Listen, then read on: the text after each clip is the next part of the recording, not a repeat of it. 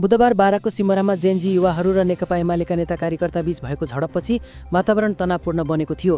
तर शुक्रबार साँझ जेएनजी समूह र जिल्ला सुरक्षा समिति बारा बीच वार्ता भएपछि अवस्था शनिबारदेखि सामान्य बन्दै गएको स्थानीय प्रशासनले जनाएको छ।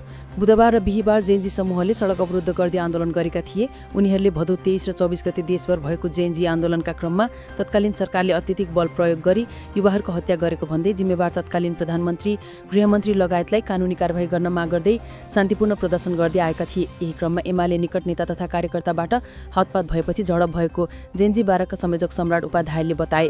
शुक्रबारको वार्तामा जेएनजी युवाहरूले 6 बुँदे माग राखे।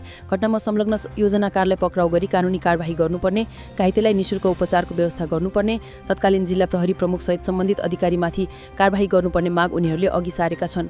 प्रमुख जिल्ला अधिकारी धर्मेन्द्र कुमार मिश्र सहित सुरक्षा निकायका प्रतिनिधि र जेएनजी समूह बीच सहमति बनेपछि सोमबारसम्मका लागि सबै आन्दोलन कार्यक्रम स्थगित गरिएको छ।